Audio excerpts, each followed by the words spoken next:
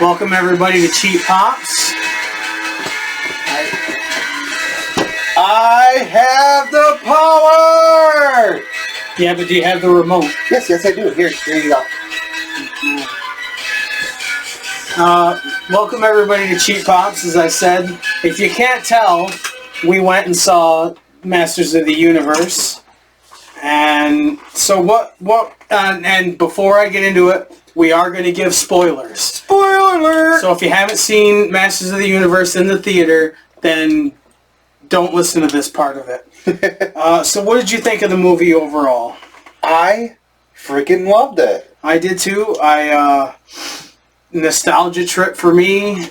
A lot of the cartoon references. I mean, oh my god, yes. The main characters, all it was so good. Every single one of them looked badass. Yeah, I mean, this Triclops is from the movie, and that's the Trapjaw that was actually from the movie. Trapjaw, well, had a major part in this movie. Like, yeah, he did. He was he had more of than Evil Lynn. Like, he was. Yes. So, I thought Idris Elba did a really good job as Man-at-Arms. The girl that played Tila was really good. I can't think of her name. You were skeptic going into it about Jared Leto. I was very skeptical about Jared Leto playing Skeletor. I liked the voice a little bit in the trailer, but the more we watched of the movie, I was sold. Yes, and the laugh. The laugh was great, and if a couple spots you can tell that he slips into the Joker from Suicide Squad a little bit with the laugh, but it works. I mean, it was really well done, I think. His Joker laugh works better for Skeletor than for the Joker. It really does, yeah. This is one of the popcorn buckets from Regal Cinemas with He-Man walking up the steps to Skeletor's throne.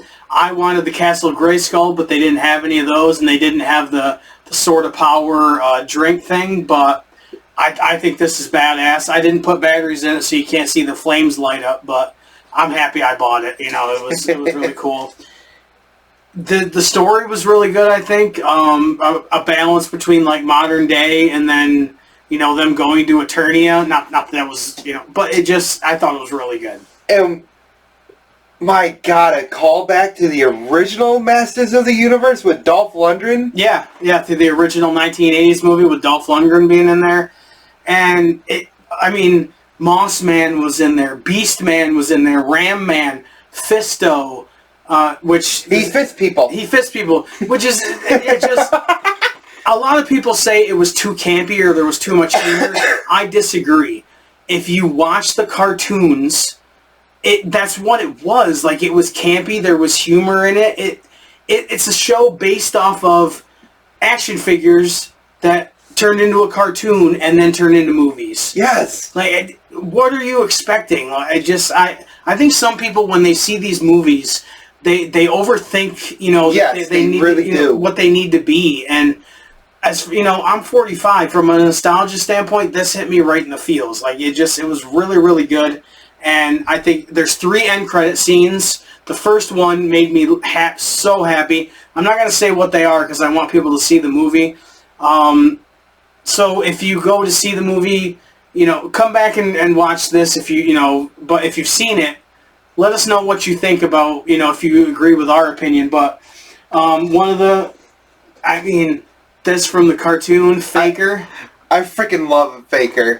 And why? What did you send me today? That for a skit from Robot Chicken, where they have a magical clone of He-Man. Mm-hmm. And what does Skeletor say to Beastman? What the hell is this, Beastman? He's blue. And then he says, "Me, He-Man." It just. Oh, and his personal pronouns are all fucked up. It's so good, and this, I like Trapjaw, but my personal favorite is Triclops. So I've got the one from the cartoon here as well. These I've had for a while. I haven't opened them yet. I'm actually supposed to be getting a lighted display case, and that's what's going to be my Masters of the Universe. but I got Merman from the cartoon. Nice. One of the villains. And this is one of the heroes, one of the obscure ones. I'd love to see this if they do another movie. Buzz Off. And do I need 2 Merman? Probably not. But this is the 30-point articulation one, the larger one. That's actually pretty cool. So I had to get that one as well. And that Skeletor, that's from the movie. Yes. And I'm going to let you keep that. Yes. Because I know you wanted it. So, I mean, you couldn't get one of the popcorn buckets, so I'm giving you Skeletor. Fuck yes. But it just, yeah, I would say go see Masters of the Universe. I want to go see Mandalorian and Grogu and Scary Movie. I definitely want to go see Scary Movie. Yeah, this is actually a really good year for movies. I mean, Avengers Doomsday, the Street Fighter movie is supposed to be coming out. I don't really remember any of the previews, but there was a lot of them. There was a lot of previews. It was like a half an hour of previews. Oh my god, yes. But highly recommend Masters of the Universe. I'm going to say an 8 out of 10.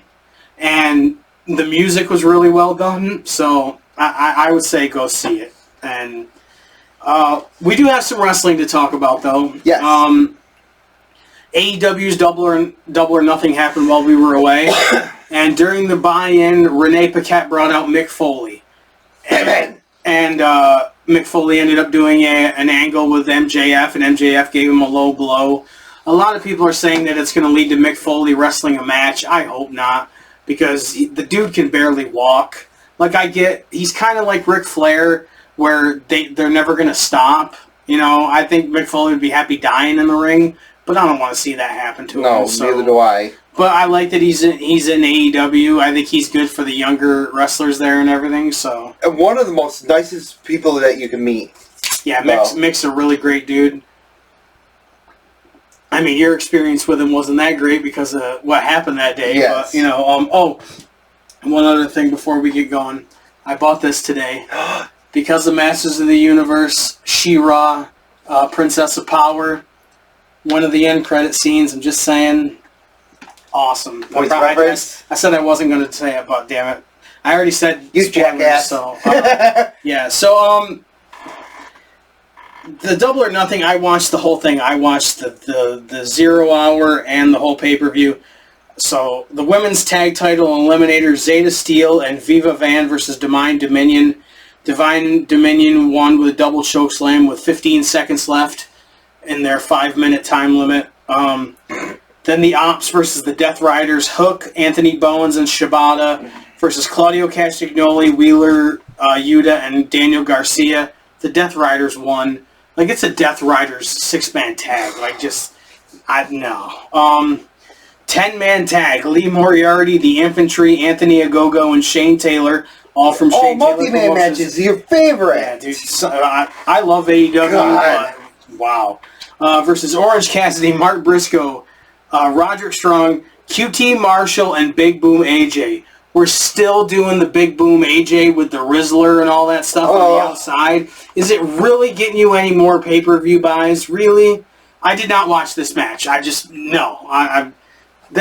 inner Jim Cornette came out and I said, no, I'm not watching this match. Like I put, MJF confronted Mick Foley, hit him with a low blow, and Darby Allin ran out. The first match of the actual pay-per-view, and I quit New York City Street Fight, FTR versus Cope and Cage. If Cope and Cage lose, they can never team again. I wish this had been a regular I Quit match instead of a street fight, because I think those two teams had a really good tag match and made it an I Quit match. It would have made more sense just to be a plain I Quit match, because an I Quit match is basically a fucking street fight. Yeah, exactly, yeah. At one point, FTR had Cage's arm laid out like they were going to break his arm, and instead of saying I quit, he said I banged your mom, which I thought was pretty funny. Beth Phoenix came out and helped Copeland and again helped them against Stokely and FTR. There was a flaming table. Stokely ended up going through it, which was kind of funny. She brought out Spike. It's pretty much Janice from TNA. A 2x4 with nails all the way around it. And we're putting that in quotes, nails. Yeah, It could have been, it could not have been, who knows. I mean, they didn't really use it as a weapon. A sharpshooter crossface combo with Spike against the head, got the win. And so Cope and Cage win the tag titles. New tag champions, Adam Copeland and Christian Cage. This match. International Championship, Okada versus Takeshita. They've been building... Hey, you've pronounced it right! I know, right? That'll probably be the only time ever. A long wait and build up for this match was well worth it. It was amazing.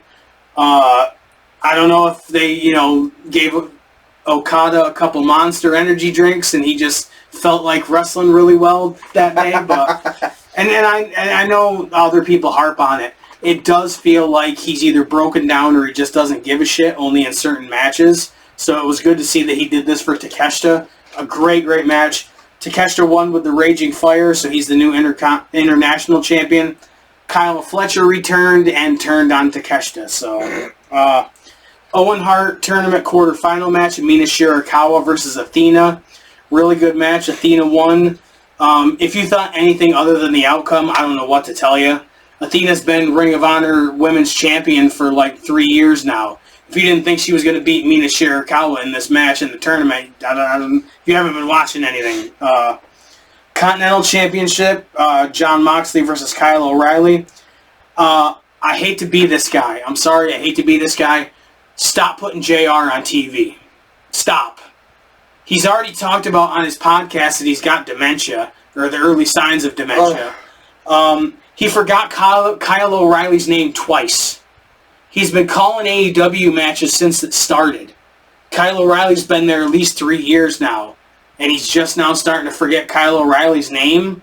Like, this is JR. Like, it's like Ric Flair. It's like a lot of these guys. You're ruining your legacy. Every time Undertaker goes on TV or opens his fucking mouth, it's starting to ruin his legacy for me. I just stop. I get JR wants to be on TV. I get it, but he shouldn't be. I'm sorry. If you watch this match and you listen to JR on commentary, it's bad.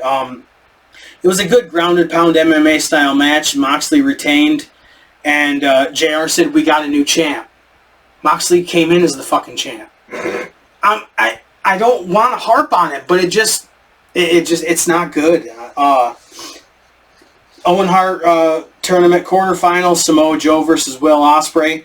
Takes 3 hidden blades total to get Ospreay the win, so it was good. Bandito versus Swerve, another Owens quarterfinal, another banger. The talent roster is so deep in AEW, and this match was just evident of that. Other than Bandito having to do that stupid suplex that he does, where the guy kind of gets in the the submission position against the ropes. But 4-way women's title: Tekla versus Shida versus Jamie Hayter versus Chris Statlander. Crazy pace match. Shida hit Stat with the kendo stick, so now Shida's turned heel.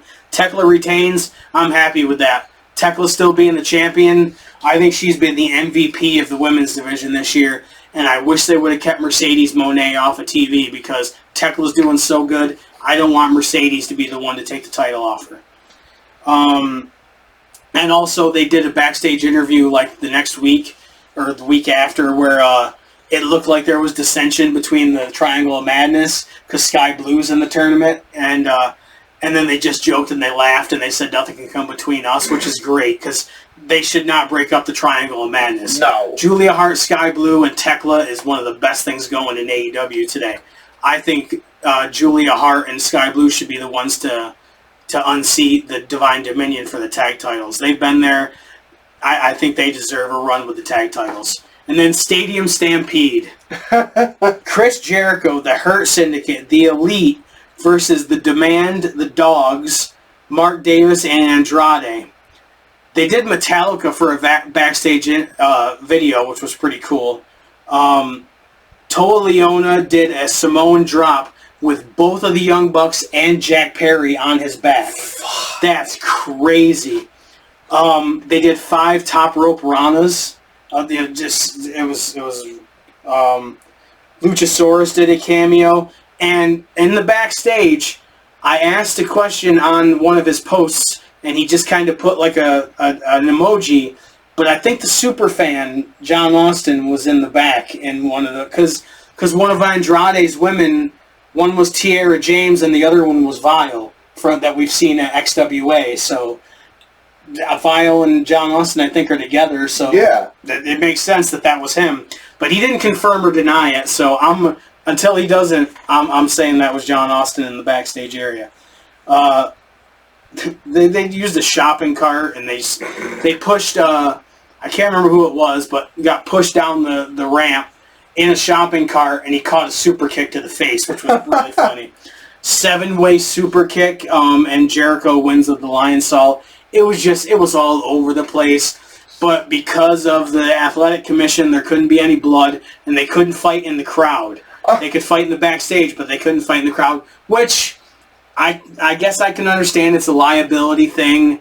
But the New York State Athletic Commission is such bullshit anyways, so, but whatever. And then the main event for the AEW title. Did you watch this? Because this was a really good match. Bits and pieces of it. Title versus hair, Darby Allin versus MJF. I kind of wish it would have had a different ending, though. Yeah, me too. Darby took a gnarly header on a suicide dive to the outside. Yeah, he fucking did. His heels caught the second rope, which seems to happen to him very often, actually. And he landed right on the top of his head. He got it just enough so that he didn't break his neck, but it still looked gnarly.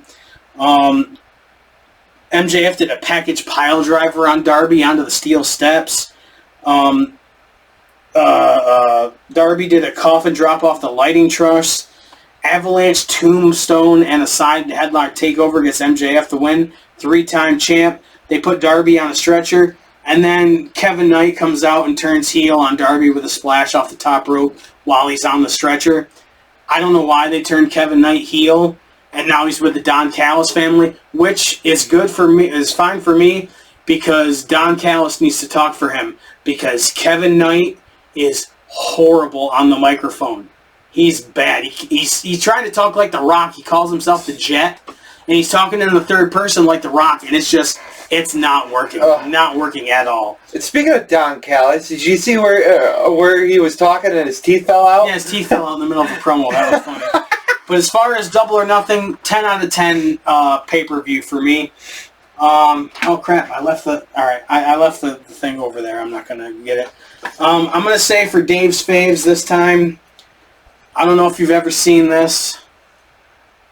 Timeline. No, I don't think I have. Paul Walker, Gerard Butler, who is King Leonidas from 300, Billy Connolly. He's been in a shitload of movies, but this movie was from 2003. Basically, what it is this company finds a wormhole that brings them that they can travel to one date back in the 1300s in France. One date, one place. And these people are people that know about that time and place. It was a specific battle on a specific day. So they go back to try to get their professor, the archaeologist that went back, and they're back in time, and it's really, really good. It's pretty much like it looks like Braveheart or, Robin Hood, Prince of Thieves, and, they're racing against time to try to get back, home. And before the time runs out, before they can't get back.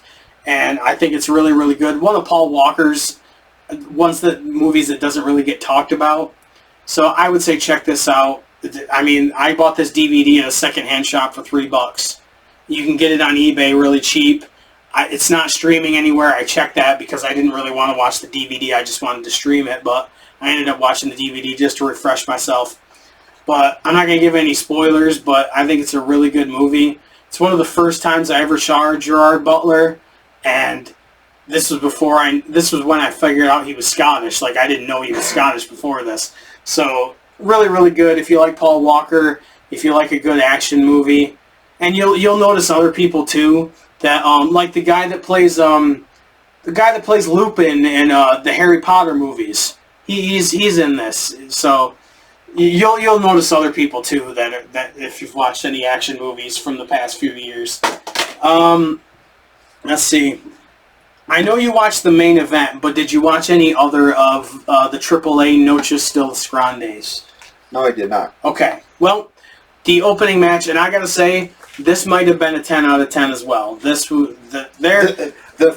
main event was... Yeah, they're knocking it out of the park with AAA right now. The opening match... That's pretty sad that AAA is better than what WWE's been putting out. It's true. The Cruiserweight title, the Laredo Kid versus Rey Fenix. The AAA crowds are great. They're hyped. They're into the matches, but it's not like the international crowds where they sing all the time. And I got to admit, when they went to France and they went to Italy, yes, they did some singing, but they didn't sing as much as some of the other crowds do, which I have. Amazing match. Phoenix won the title. I thought it was a really good opener. You want to know what crowd I like the most? Hmm? Japan. They actually sit and watch the spectacle. Yeah, they cheer more than they used to now. Yes. But they're very respectful. They enjoy the sport of it more than a lot of other fans do. I thought it was a great opening match. I mean, Rey Fenix and Laredo Kid's been doing it for a while, so I was happy to see that. This match, I was watching it, but I really didn't. Vikingo versus Hijo del Wagner, Dr. Wagner Jr. God, that's all. Yeah. Hijo del Dr. Wagner Jr. Can you imagine saying that every time? I would just say Dr. Wagner. Like, you don't have to, I don't think you have to do the whole, but for the Latin American Championship, Omos got involved. And then a guy they call the Aztec Giant, Galeno del Mal, also got involved. Can we talk about what's on the hard cam real quick? Because your favorite guy, Man on a Mission. Go ahead. What is pay-per-view is this again? King of the Ring, 1994. And right now, your favorite person is singing "Man on a Mission." Oh, Oscar, yeah. Yes. See, and Bruce Pritchard tells the story that Vince McMahon heard this guy rap in an elevator, and that's how the guy got his job. That's why I can tell. That's why he's a crappy rapper, because if Vince McMahon thinks he's a good rapper, that's all you need to know. That's why he's so bad. Yeah. If you watch the 1994 King of the Ring, through the entire pay-per-view, there's a guy named Art Donovan.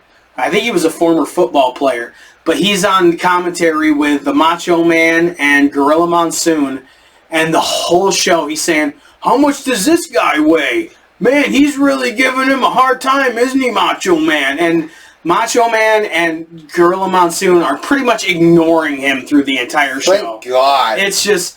It's kind of hard to watch sometimes, but it's also really funny as well. Because I had no idea. I mean, I was 13. I had no idea who this guy was. But you go back and listen to it. It's great. But we've said this before. We always have something, because also he don't pay attention to the show. Hey. So Omos, it's not my fault I have ADHD and ADD. But back to what the show we were talking about.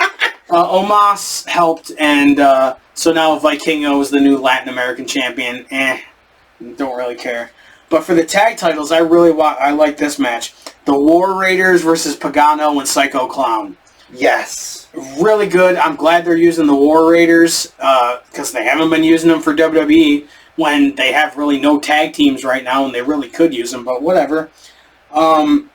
They were teasing Pagano and Psycho Clown having trouble, and sure enough, they ended up, miscommunication, and War Raiders are now the new tag team champions, and Pagano walked out on Psycho Clown as Psycho Clown was getting beat down by the War Raiders. And it looks like now they're going to be feuding.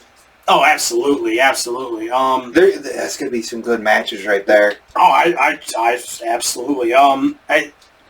I didn't know a lot about AAA before WWE bought them.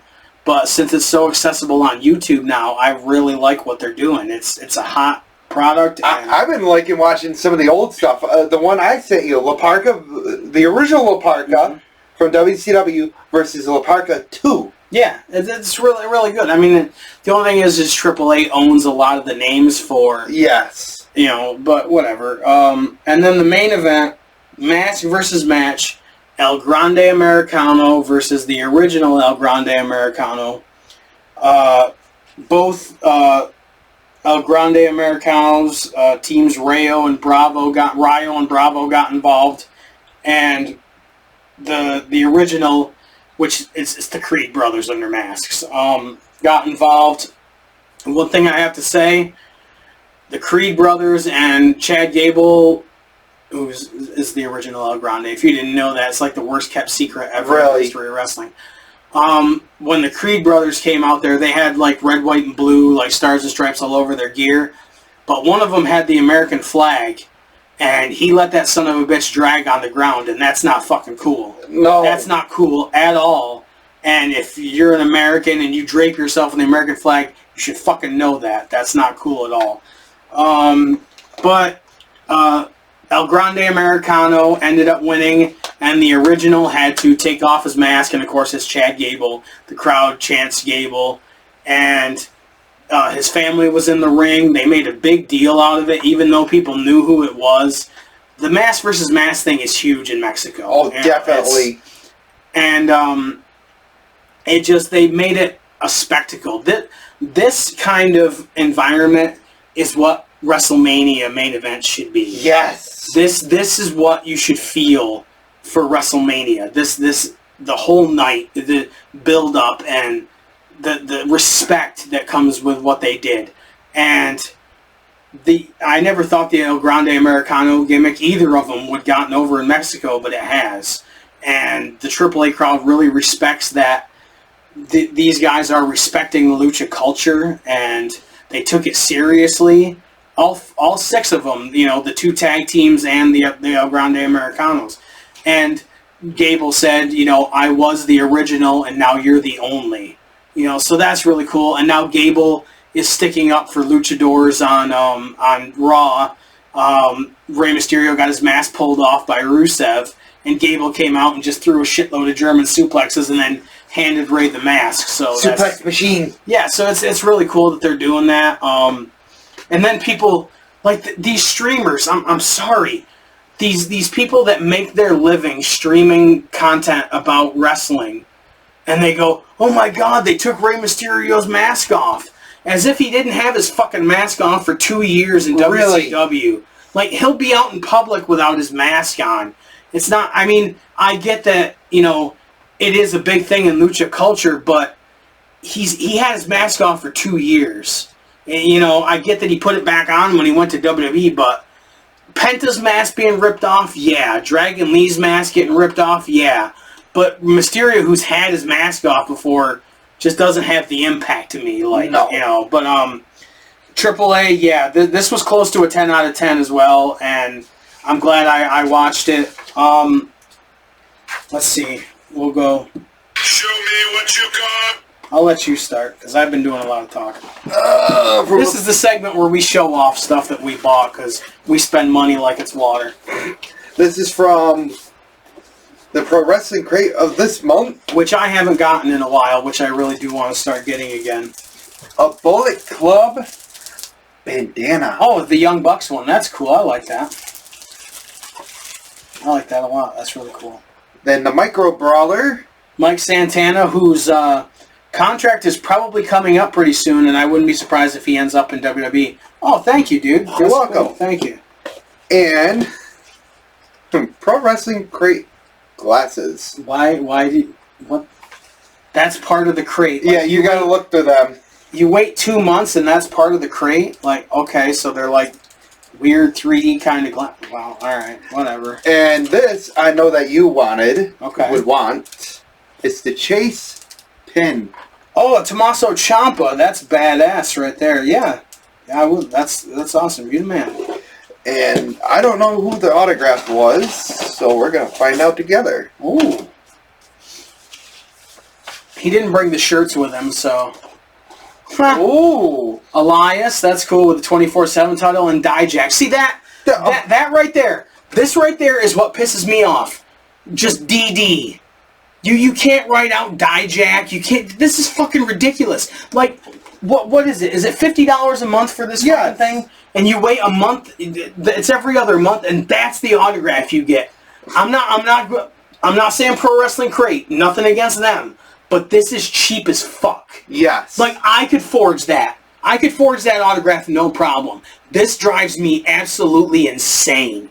It really does. Like I have one from Cheeseburger, the skinny wrestler that was in Ring of Honor, and he just did a CB and then like drew a crappy little like cheeseburger thing like that. This is ridiculous.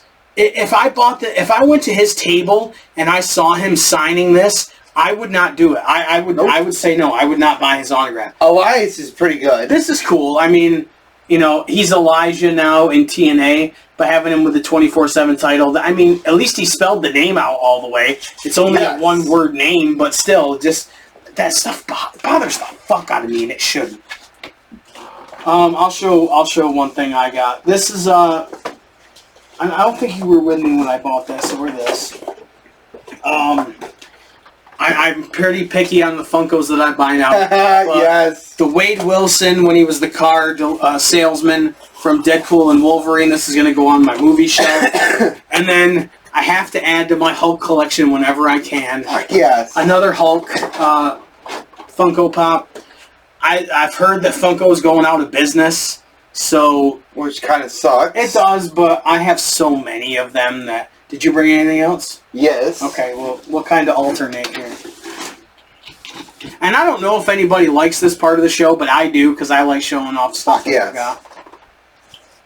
Sandman. Oh, yeah, I have that. Yeah, that's pretty badass. I mean, that's, you know, with like the Zubaz style pants and all that, so... You actually have this, but Trish Stratus is in it. Yes, I have... Actually, I can grab it real quick. Yes. We've showed it on the show before, but for people that don't know... This kind of bothers me, though. What? You see the slice? Oh, yeah. I just never took it out of the box. But yes, I have this in a protector. It is, and since I've said it, I work at Walmart, and I opened the box, and this is not like somebody repackaged it. This came out of the case like this. I did not buy it right away. I waited until the store was open and people had the chance to buy it, and I bought it. So, just saying.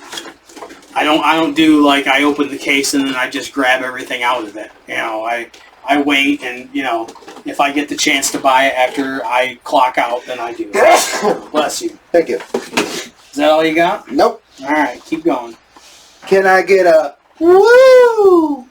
Oh, the Four Horsemen Ric Flair. Yeah, I really like that one. That's one of the best ones they did. Yes. And it's even got like the lip. It looks like he's got the lipstick on from when he played a woman at Uncensored. I fucking love that. That's really cool. Then we have Batman. That's a cool Batman. I like that. That's the Christian Bale Batman. Yep. Yeah, that's cool. I like that. Then I Must Break Your Batman. Oh, that's the Bane I saw at Target. That's really cool. I like that. I like that a lot. And I don't care what anybody says. I like The Dark Knight Rises. I thought it was a really good movie. Yes. And I like the Bane in that movie. Then we got Scarecrow. That's a cool Scarecrow. I like that. I'll save him for last. Then we got Harvey Dent, Two-Face. Oh, the Two-Face from The Dark Knight. That's really cool.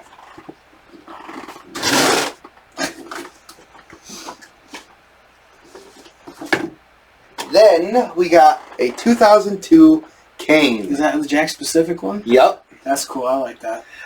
And look at the fucking detail for back then. Yeah, that's cool. I mean, Jack Specific did some good ones and some bad ones. I really like that one. That's cool. I do have this one in the box. I'm sure you do. If we ever get a chance to meet Kane again, that's getting autographed. The one I have in the box. Then, my absolute favorite Sting. That's a cool Sting. Starcade 97. That's cool. I like that. I'm not gonna tell you the price. Goldberg! That's a cool Sting. and they did him dirty by not giving him a full Hall of Fame induction this year. They really did. Did you bring everything you've got? No. Okay, Ministry of Darkness Undertaker, I like that. With the robe. Yeah. This is not the one that comes with the robe. This is a separate Undertaker. Oh, okay. Yeah. Now, this is the actual Undertaker that comes with the robe. Yeah.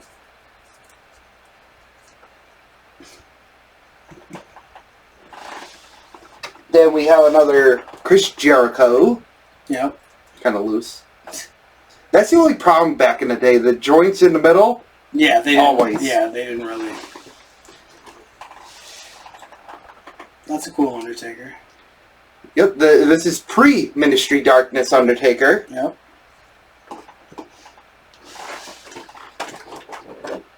Then, last but not least... That's awesome. I should have gotten one of those when I had the chance, but I didn't grab one. And now they're like insanely expensive. Yeah, they are. Because people don't want to part with them. But we went to Mountain Treasures in Vermont, and what did I get? Oh, you bought a Batman, or I bought you a Batman. From Arkham Asylum. Mm-hmm. But for my movie shelf, I got Ronin from the Guardians of the Galaxy movie. And you noticed this because you're an asshole. Yes, I am an asshole. I'm not complaining. I am complaining, but I'm not complaining at the same time. Gamerverse, Hulk. I don't have a lot of gray Hulks, so I'm actually happy that he found it. Not for $30, but I'm happy that he found it. And then this basic... The box is messed up, but I don't care. I'm going to open it anyways. A basic Hollywood Hogan. It comes with a bandana. That's the first time I've ever seen a basic that actually has an accessory. And not just one accessory, but two. No, yeah, because it's got the weight belt, too. I don't like the design on the tights, because it was kind of like where he was doing the tie-dye kind of look. So I'm going to just take a paint marker, and I'm going to cover that up and just make it straight black. But I mean, it's got the full, like, his face on the boots with the flames and stuff, so for a basic, that's pretty badass. Like, I'm not going to complain about that at all. Right. And then I went on Ringside Collectibles because... And I didn't bring mine because I knew that you were going to show it off. I had to get this. The snakeskin pant Undertaker from Survivor Series 2000. As soon as I saw that they were releasing this, I had to get this. This is obscure. Yes. This is what I like about Mattel. They think of stuff that a lot of people don't, and this is really, really badass. Like, yes. I really think this is cool, and I'm hoping that because WWE had Dan Spivey at, what was it, Saturday Night's Main Event, if they do a Waylon Mercy figure, I don't care what I have to do, I am grabbing one of those. Because that's obscure, but I love it. And then when I ordered it, I ordered this. The I'll Make You Famous, Undertaker from 2001. Had to get this for my Undertaker shelf. And then I saw this at a garage sale, and I could not believe it. It was $28. Zeus. This is the SummerSlam Zeus, but I don't care. No holds barred. I mean, it's got the full, the full elbow pad. I gotta ask you something. What's that smell? Dookie. And it's got the build figure Mr. Perfect torso in here, so I'm sure I'll use that for something. I might actually build him because I can find generic suit arms and legs. Right. And I might even be able to find all the parts if I really want to. But this is really, this is badass. To have Zeus, I can't. And then, it's nothing to do with wrestling, but yeah, you got the Austin Powers where he's like, seducing the fembots, and I got this Austin Powers with the red suit. This is awesome. Now, you can tell this has been out for a while. Yeah, because it's yellow. The packaging is yellow. And I'm going to open this anyways because this is going... I actually was going to open it before because I wanted it for my movie shelf, but I really love this. This is... that's all I've got, actually. This is one of the first times I've actually... Wait. A lot. I also bought this. Yeah. Bought the Sword of Power. And I bought, the new Trap Jaw. But... I spend way too much money. I'm trying to cut back on what I spend. But there's very few things in my life that make me happy. And surrounding myself with things from my childhood and wrestling stuff that makes me happy, it makes me happy. Yes. That's the thing. If it makes you happy, as long as you're not hurting anybody, who gives a shit? I know people that collect all kinds of stuff. They're, like Pokemon and shit. I don't collect that stuff, but if that's what makes you happy, you do you. Yep. And I'm able to pay my bills.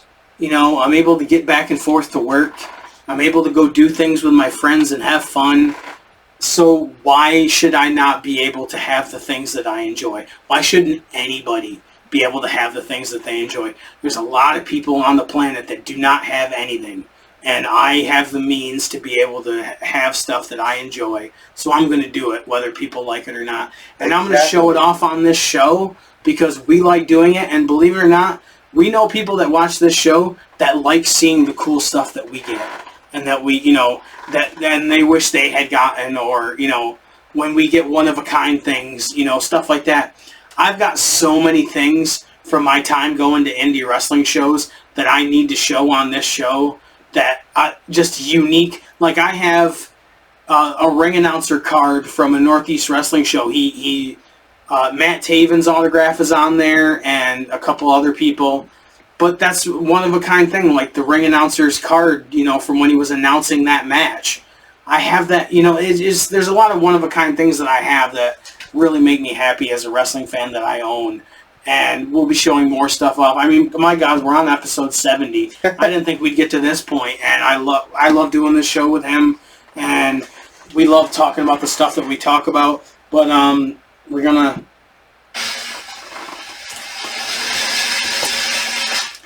in a little preview of what episode 71 is going to be about. What did you pick for today? I picked IWA presents the King of the Deathmatch. When did you pick that? I sent you that. You sent me JCW Lunacy Volume 1. Did I? Yes, you did. Oh, wait, that... Alright, yeah, all right, but that's fine. I know a lot about the IWA one, so go ahead. Go ahead. Yeah, we'll do the... you want to talk about that? Yeah, go ahead. Go ahead. It was... I was surprised to see Terry Gordy in it. But, Terry Funk, Cactus Jack, a lot of Japanese wrestlers.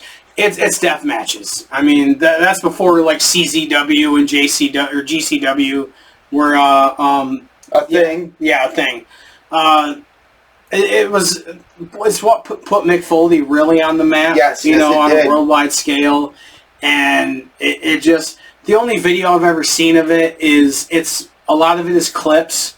I think the only full match I've seen from that is Mick Foley and Terry Funk. I actually have the full thing on YouTube, and I'll send it to you again. Okay. Because I've been watching it. Yeah, but I would say if you can check out the King of the Death match, any of them from Japan, they're really, really good. The most gnarliest thing that happened that night is the guy had thumbtacks stuck right here from the bed attack. You cannot pay me any kind of money to do anything that these deathmatch people do. Like, I've stepped on a thumbtack, and that hurt enough. You're not going to slam me in thumbtacks. I'm not going to fall in thumbtacks. It's just not going to... Beds and nails, light tubes. Fucking barbed wire. Yeah, you can't... I'm sorry. You could offer me $1 billion. It's just... No, I'm just not. No. A fun fact, and you gave me the Galoob. Well, not a Galoob. What is the ones that you collect right there? The giant rubber guys. Oh, the LJNs. Yes. Sergeant something. Oh, Corporal Kirshner. Yes. He is Leatherface. Yes, yeah. He after his time in the 80s.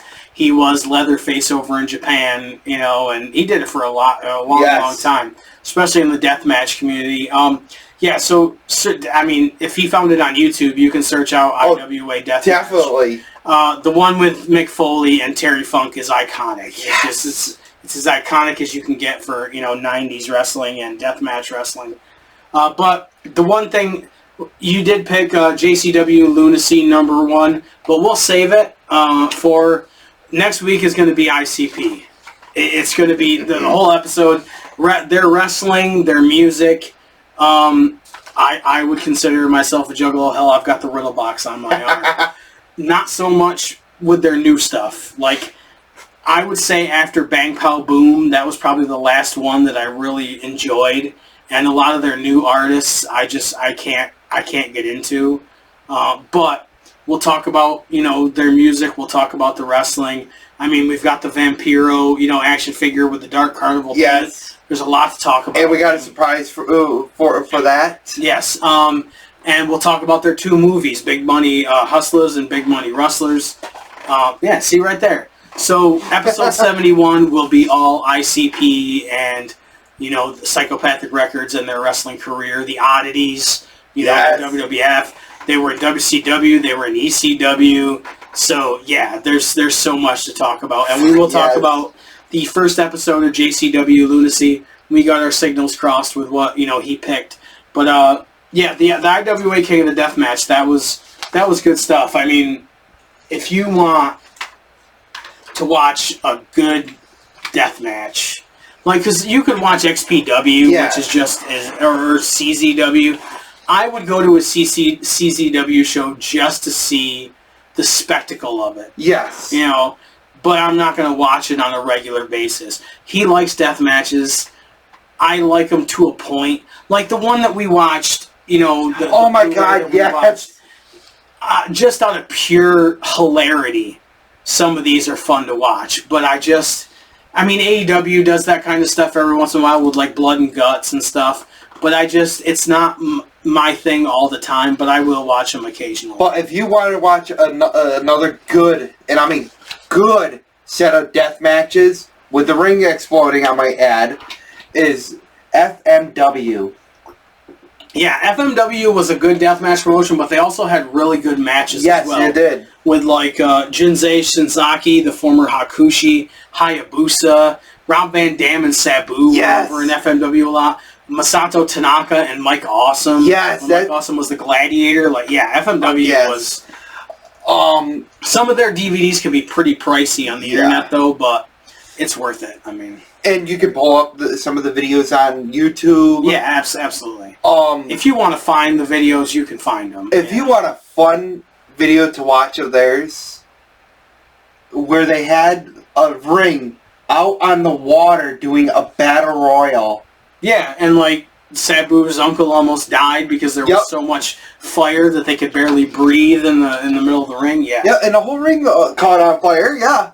Yeah. I don't have a lot to say about WWE right now, but I did watch Clash in Italy. Did you watch any of it? Not really. Okay, well, bits and pieces of it. I will say I did like the Obafemi match. I did too. The atmosphere was great. The Italian crowd was really good. The opening match was Gunther versus Cody Rhodes for the WWE title. Cody is really popular overseas, but his popularity is waning in the United States. If you don't notice it, that he's not as popular as he was, I don't know what you're watching. I want to see heel Cody. Yeah, it was really loud when they yelled "one fall" after the ring announcer said "one fall." They yelled it. The entire crowd yelled it, which is actually pretty cool. I wrote "stop singing." In little snippets here and there, like when they did it for AJ Styles. Yes. Or like when Adam Copeland's music stops and the crowd sings their end of it. That's one thing. Yeah. But when you're doing it constantly during the middle of the match, to me, it makes me think you're not paying attention to the fucking match. You're there to get yourself over, and this crowd wasn't doing it as much as some of the other international crowds do, but... And that's why I said what I said. I love the Japan crowd. Yeah, I love it. Gunther is so smooth, I hope he gets another title run. Cody won, but Gunther had his foot under the rope, so I'm hoping that means that Gunther will get a rematch. I hope so, too. And if Gunther is the person to take the title off of Cody, that's fucking awesome. The WWE Women's title, Jade Cargill against Rhea Ripley. Jade is trying so hard to be Scott Steiner. It's like somebody gave her a compilation of his matches from 2000, and she's just doing the same kind of poses. She's doing the push-ups in between, moves and shit. But it is the best she has looked in a while against She just hasn't done the Steiner math. Yeah, right. At one point, B-Fab was supposed to put Jade Cargill's foot on the rope, and she messed it up and almost didn't get it onto the rope before the 3 count. She is determined to be the women's equivalent of Tongaloa. Just the botch machine. She is just... I don't know how long it's going to be before she gets released, but somebody backstage likes her, and I don't know who it is, but she's horrible. Horrible. It's horrible. Rhea Ripley retained. I know they see a lot in Jade Cargill, but I don't. She's got presence, but just not the ability. She's Charlotte Flair. Yeah. And I keep seeing like stuff about oh my God, what's her name? Jordan Grace. She was supposed to be the big thing they were pulling from TNA, and they ain't done shit with her. No, they haven't. And she's all jacked up. I figured Triple H would be in love with her, but she's like China. Like, she's the new China, and they haven't done anything with her, which surprised the hell out of me. But I'm not complaining because I was never impressed with Jordan Grace. But, you know, and then Brock Lesnar versus Oba Femi. They're both incredibly over, but Oba Femi is super over, especially with the international crowd. They loved doing the Oba. It was, yeah. Speaking of them going Oba, did you happen to see a video of Brock Lesnar doing the Oba thing? I did not. In the ring. I did not. I'll see if I can find it and I'll send it to you. Right. Brock did 5 F5s, and then he did an F5 on Oba through the announce table, and they did the 10 count. Oba Femi sat up like The Undertaker and just marched back into the ring, which was fucking awesome. It took 7 F5s total for Brock to get the win, so now they're 1-1. No, it's 1 plus 1, yeah, bitch. 1 plus 1, yeah. Brock, he's a meathead. Like, sometimes he doesn't think before he talks. A lot of people are saying that they're going to do this at Night of Champions, the rematch. I don't know why you wouldn't wait till SummerSlam and do it in Minneapolis, Brock Lesnar's hometown. Right. I don't get that. But. And if Brock is going to retire, it should be right there in front of his home crowd. Yeah, absolutely. They showed people at ringside, and it was cool for them to show Santino. And Michael Cole mentioned Umaga, which is really cool. Umaga. Exactly. I knew you were going to do it. Umaga. William Regal called him Umaga. Just so good. The women's Intercontinental title, Sol Ruca versus Becky Lynch. At one point, Becky put Sol Ruca in an STF, and Corey Graves called it a crossface. Corey doesn't make those mistakes very often, but sometimes it grinds my gears, just saying. Very fast-paced match. Sol won with the Soul Snatcher. Now she's the new Intercontinental Champion. And I've still got to say, I love the fact that she's doing the Lita thing with the thong reveal. I'm just saying, I love that shit. If that makes me sound creepy, I'm sorry. I'm never going to get a chance. I'm never going to get a chance with Sol Ruca anyways. Probably never going to meet her, so, you know. You CLB. Yeah. Then the main event for the World Heavyweight title, Tribal Combat. Jacob Fatu versus Roman Reigns. They fought around the building. They ended up in the concession stand at one point, which makes me think of the first uncensored pay-per-view, you know, with Harlem Heat and the Nasty Boys. I wrote this. Stop doing the spear through the barricade. Yes! Stop. I don't care who does it, why they do it. Stop. Just stop. It's the same as The Rock fighting outside the ring in every fucking match that he had in the WWF from like 98 till 2004. Like, stop. It has no impact anymore. It just means nothing. Just stop doing it. Please stop. Unless you're going to do it through the stage, don't. Like Rhino and Chris Jericho through the screen underneath the SmackDown logo. Yeah, but just stopped. Or doing a spear off the stage. Yeah. There you go. Jacob Fatu still looked like a beast, but Roman Reigns won. And the Usos and the MFTs all came out during the post-match. So now Jacob Fatu has to be subservient to the tribal chief, Roman Reigns. I don't think it's going to last long. No. Jacob Fatu is going to turn on them at some point and just going to go nuts. But I still think that they should have had Jacob win. I do too. Because like we said before, we're just over Roman. Yeah, and the bloodline thing just it worked for a while, but it's just not the same. You've got so many Samoans on the roster.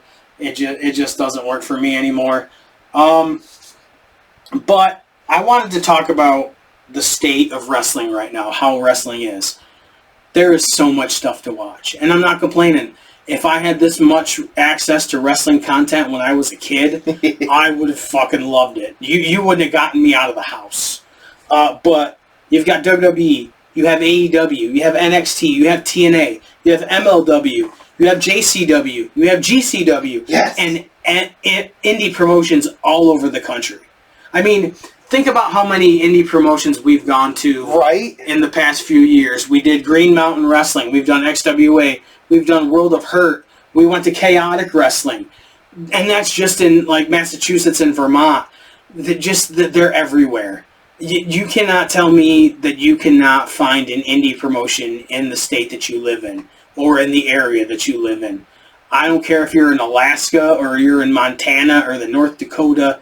There's an indie promotion somewhere in some city in your state. And they're a lot of fun to go to. Hell, when you went to Florida, you found a fucking wrestling event. Yeah, I've talked about this on the show before. Once I went to visit my parents down in Florida. We're driving to go to dinner, and on a sign at a barbecue place it says wrestling on Saturday. And in their back area where they have like their picnic tables and shit, they put a wrestling ring up and they had an indie wrestling card, and I went to it. Because I was there on vacation. I was like, I don't need to spend every minute with my parents on my vacation. I'm going to spend the $15 and go.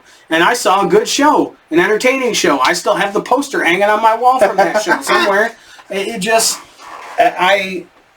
I cannot stress enough. Yes, you can have fun at WWE shows. Yes, you can have fun at AEW or TNA or, the bigger companies. But if you can go to an indie wrestling show, I don't care how small it is, if it's in a high school, if it's in a mall, if it's in an abandoned mall or in a parking lot, indie wrestling is fun. It really, really is. Yes. And you're going to see stars that are up and coming. You're going to see people that are on their way back down. But I love going to independent wrestling shows. I wish I could do it more. I wish I could get Fridays and Saturdays off from my job so that I could go every weekend to an independent wrestling show. And I'm working as hard as I can to get to that point. Because if we could go to indie wrestling shows every weekend, we would do it. Fuck yes. But, most wrestling is on those days, Fridays, Saturdays, or Sundays. And it's hard for me to get those days off. I have to request them off. But I'm trying really hard to change my days off so I can at least get Fridays or Saturdays off.